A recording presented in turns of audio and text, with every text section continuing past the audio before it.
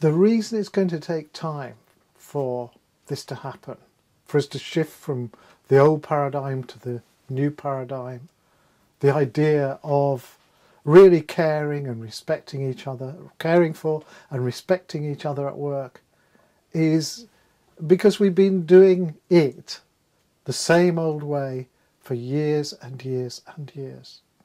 It goes right back to the Industrial Revolution. Even beyond that, it probably goes back to medieval England and serfdom. But the Industrial Revolution in particular still has its effect on us, because businesses, a lot of businesses still have a mindset of employing people for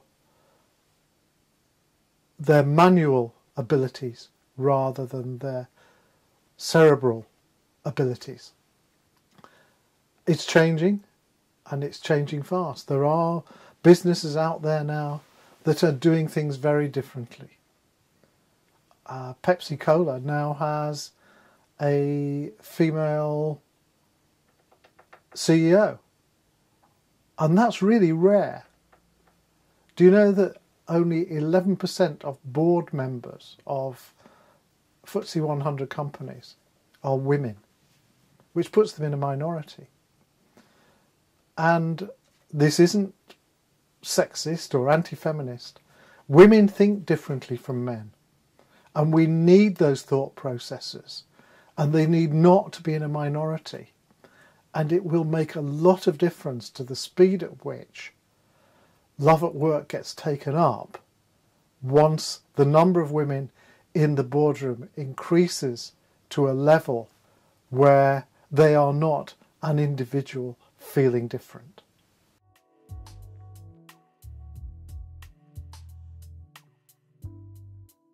I spend a lot of time thinking about the new paradigm, the idea of love at work, of love in the sense of deep caring and respect, and the difference that makes in a workplace when people do behave in that way towards each other.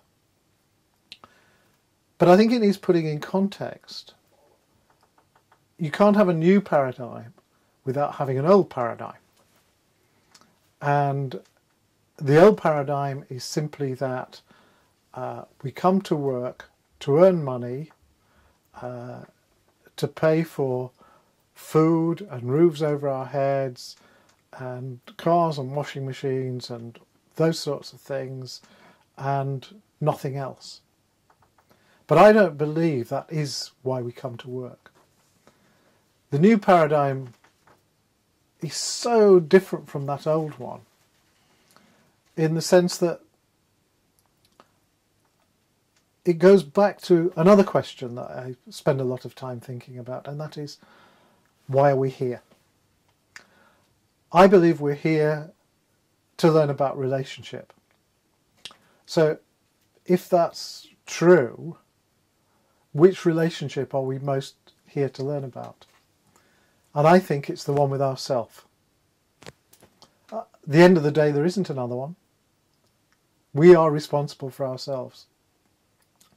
And so if we are here to learn about our relationship with self, and we spend more time at work than we do with our significant other, waking time of course, then why would we not want to make the most of that time? Why would we waste it? Why would we not want to be the best we can in that circumstance? Why would we want to be any different in the way we behaved at work from the way we behave at home? That's, for me, in a nutshell, the difference between the old paradigm and the new paradigm, and the direction that I want to see us move towards.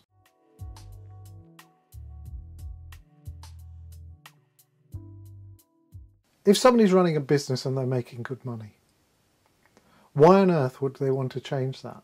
Why on earth would they bother to look at the ideas behind love at work?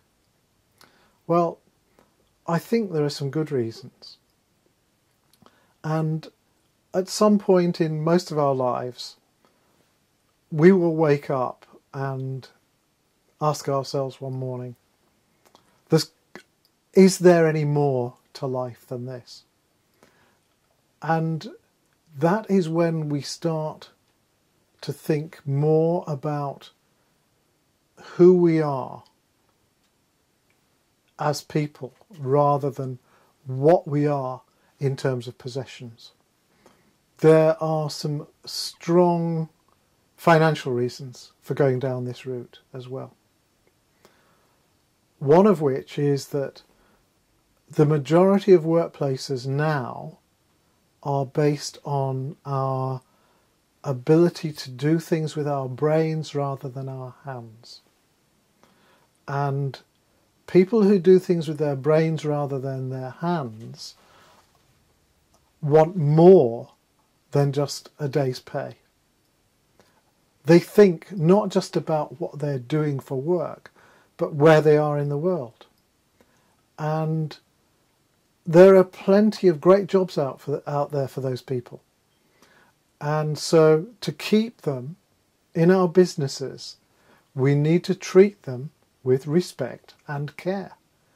We need to provide for them in ways that they've not been provided for before. And I include myself in that. So that's one reason. Another reason is that there is developing strong financial evidence that your bottom line improves the more you look after your people. And that's particularly true in service industries. Because if you look after the people in your organisation properly, they will look after your customers properly. And your customers will therefore recommend you to their friends, and it just grows and grows and grows from there. It's being expressed currently in terms of IQ, our intellectual quotient, and EQ, our emotional quotient. And that's a sort of scientific way of saying what we know in our hearts anyway, of saying what we intuit, when we really make a head-heart connection.